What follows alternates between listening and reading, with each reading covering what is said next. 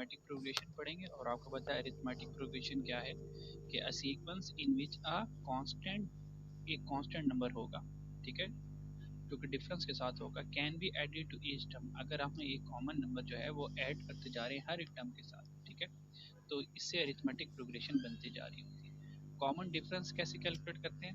Next term minus previous term, ठीक है, तो y माइनस एक्स, तो next term minus previous term z minus Y, next term minus previous term, तो हमेशा d is equal to D आएगा, ठीक है।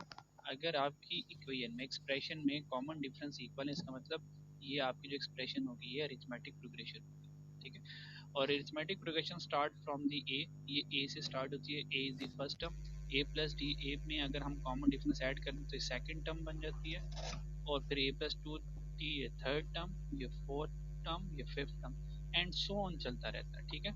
और एट द एंड ये ए एन तक, nth टर्म तक सीरीज चलती है, ठीक है। जैसे एग्जांपल के तौर पर 3, 7, 11, 15, अब देखें इनमें क्या कॉमन आ रहा है, तो 3 प्लस 3 से 7 तक, इसका मतलब 7 माइनस 3 करेंगे तो 4 आ गया, 11 माइनस 7 करेंगे 4 आ गया, 15 माइनस 11 करेंगे 4 आ गया, इसका मतलब 4 इज द कॉमन नंबर, ठीक है, इन अरिथमेटिक प्रोग्रेशन। तो हर एक देखें इस सीरीज में d is equal to D है, यानी कि 4 इज इक्वल टू 4 है, इसका मतलब ये अरिथमेटिक प्रोग्रेशन है, ठीक है। इन शॉर्ट बताया, बाकी डिटेल आपको बता फिर आपके रेलिवेंट टीचर ने बताई होगी। अच्छा, अब इस अरिथमेटिक प्रोग्रेशन में हमें दो फार्मूलाज यूज करने, एक nth टर्म फाइंड करने के लिए और एक सम ऑफ नंबर ऑफ टर्म्स, यानी कि फॉर एग्जांपल एक ये क्वेश्चन आ सकता है कि 3, 7, 11, 15 है, तो मुझे ये बताएं कि फॉर एग्जांपल कि 36 ये किस टर्म में आएगा, ये कौन सी टर्म है कि जहाँ पर मुझे 36 नंबर आएगा। तो हमारा आंसर होगा 12th टर्म, यानी कि 12वीं टर्म में मुझे 36 नंबर आएगा। ये 12वीं टर्म तक कैसे पहुंचेंगे, इसको पहुंचने के लिए फॉर्मूला होता है nth टर्म फाइंड करने का। तो nth term is equal to a plus N minus one into D होता है, यहाँ पे डी भी सी है, ठीक है। तो यहाँ से nth टर्म आ जाती है, तो a n nth टर्म होती है, इसमें a फर्स्ट टर्म होती है, n नंबर ऑफ नंबर्स होते हैं ना सीरीज, और हमारे पास जो d होता है ये कॉमन डिफरेंस होता है। और कॉमन डिफरेंस कैसे आते हैं? Next term minus y minus x, यानी कि next term minus previous term से आता है, ठीक है। तो ये तो एन टर्म का फॉर्मूला आप लोग इस्तेमाल करेंगे इन क्वेश्चन में। फिर एक और फॉर्मूला इस्तेमाल करेंगे जब मुझे सारी सीरीज को जमा करना, मिसाल के तौर पर वो कहता है कि 3, 7, 11, 15 और 36 था, बस इन सारे नंबर्स को जमा कर दें, 3 प्लस 7 10, 10 प्लस 11 21, 21 प्लस 15, इन सारों को जमा करो और बताओ आंसर क्या आता है। तो वन बाय वन सम तो कर सकते हैं, लेकिन अगर नंबर ज्यादा है तो वन बाय वन सम करना टाइम टेकिंग है, तो हम क्या करेंगे, अरिथमेटिक प्रोग्रेशन का सम वाला फॉर्मूला लगाएंगे। तो सम में हमारे पास ना दो फार्मूलाज आते हैं, सम में हमारे पास दो फार्मूलाज आते हैं।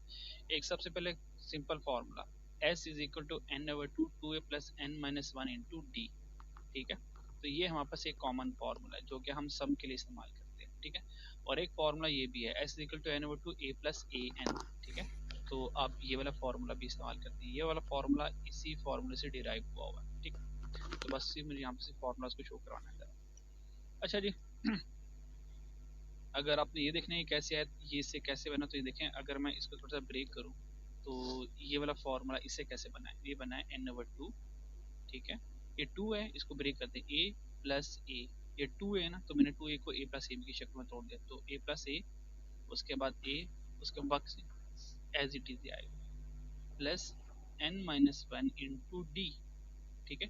तो अब चेक करें ये वाला सारा एलिमेंट, ये वाला सारा एलिमेंट, तो ये देखिए ये a plus N minus one to T a n है, इसकी जगह मैं ए एन लिख सकता हूँ, बिल्कुल लिख सकता हूँ।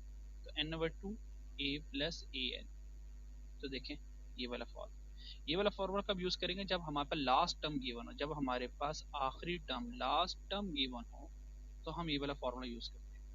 और इस वाले फॉर्मूले में सम टाइम हम फर्स्ट टर्म फाइंड करने के लिए फॉर्मूला इस्तेमाल करते हैं, नंबर ऑफ टर्म फाइंड करने के लिए और कॉमन डिफरेंस फाइंड करने के लिए। तो ये हमारे पास अरिथमेटिक प्रोग्रेशन में दो फॉर्मूलाज लगेंगे, एक फार्मूला nth टर्म के लिए और एक फार्मूला सारी टर्म को सम करने के लिए। ज्योमेट्रिक टर्म क्या है, ज्योमेट्रिक प्रोग्रेशन के, ज्योमेट्रिक प्रोग्रेशन एक ऐसा सीक्वेंस है जहाँ पे एक कॉमन मल्टीपल नंबर जो होगा, एक कॉमन कांस्टेंट नंबर होगा, वो मल्टीप्लाई हो रहा होगा, ठीक है।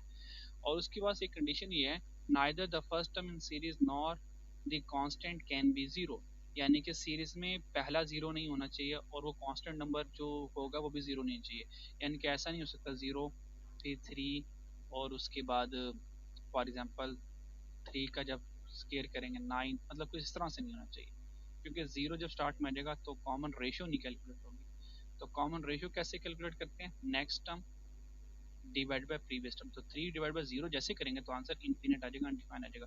तो that's why 0 should not be in start of the series. और 0 कॉमन नंबर के तौर पर भी होना चाहिए।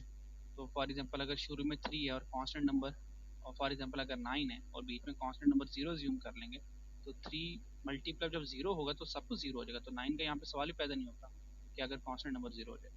तो ये बस एक्स्ट्रा इन्फॉर्मेशन के लिए।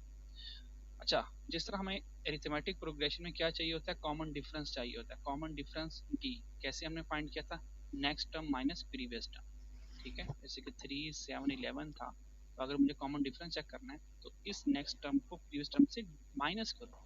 तो 7 माइनस 3 4, इस तरह 11 में से 7 माइनस करूँ तो 11 माइनस 7 4, 4 इज इक्वल टू 4 आ गया। इसका मतलब ये अरिथमेटिक प्रोग्रेशन है। इस तरह जब ज्योमेट्रिक प्रोग्रेशन कैलकुलेट करते हैं ना कि सीरीज ज्योमेट्रिक प्रोग्रेशन की है या नहीं है, उसके लिए हम कॉमन डिफरेंस नहीं, कॉमन रेशियो कैलकुलेट कर रहे होते हैं। कॉमन रेशियो को आर से शो करते हैं।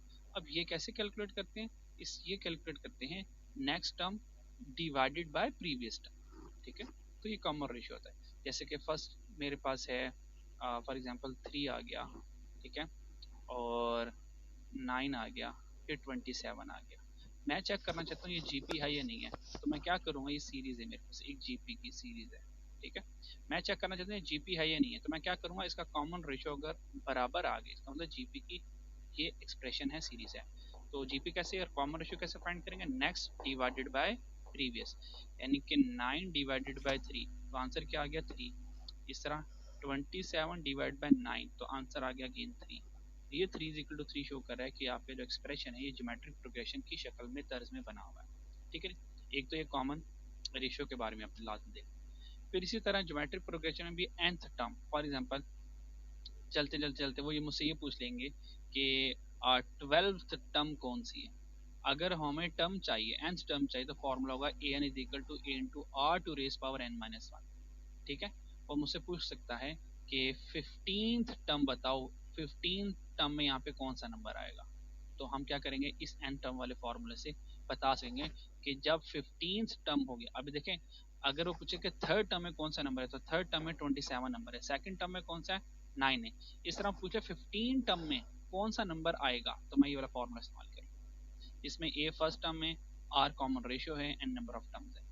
इसी तरह अच्छा, एक आपको शायद लग रहा हो, किसी को स्टूडेंट को लग रहा हो कि मैं बहुत तेज तेज बता रहा हूँ, क्योंकि इसलिए तेज तेज बता रहा हूँ क्योंकि ये फर्स्ट फ्रेश लेक्चर नहीं दे रहा। ठीक है, फ्रेश लेक्चर का स्टाइल जो होता है, अंदाज होता है, वो डिफरेंट होता है।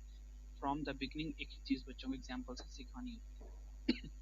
क्योंकि मुझे इंपॉर्टेंट क्वेश्चन की डिस्कशन के लिए सिर्फ मैं आपको एक ओवरव्यू देना चाह रहा हूँ। ठीक है, तो दैट्स वाई ये थोड़ा सा स्पीडी ही होगा। ठीक है, अच्छा, तो एन टर्म फाइंड करने के लिए जी एंड जी पी के एन टर्म का फॉर्मूला ये हो गया, a into a n is equal to into r to raise power n minus one. और अगर मुझे सारी सीरीज का सम निकालना है, जैसे कि 3 plus 9 plus 27 plus this plus सारे नंबर्स का अगर मुझे सम चाहिए, तो सम के दो फॉर्मूलाज हैं ज्योमेट्रिक प्रोग्रेशन में।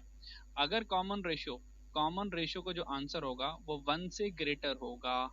अगर कॉमन रेशियो का आंसर, जैसे कि हमारे इस केस में R3 आया था, तो 3 ग्रेटर देन 1 है, 3 क्या है ग्रेटर देन 1 है।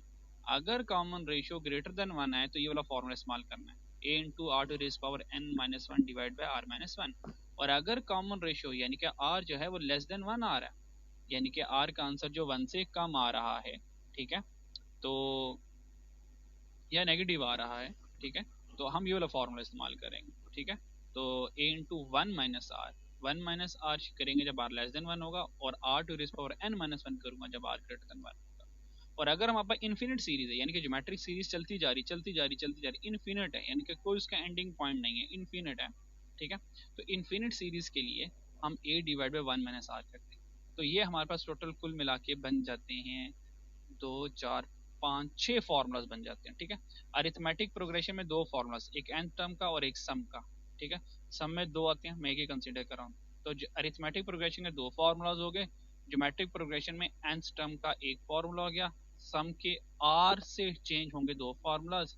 तो टोटल हमारे पास बन गए पांच फार्मूलाज हो गए और एक छठा फार्मूला इन्फिनिट सीरीज का। ठीक है, तो इनको माइंड में रखिएगा। अब स्टार्ट करते हैं क्वेश्चन।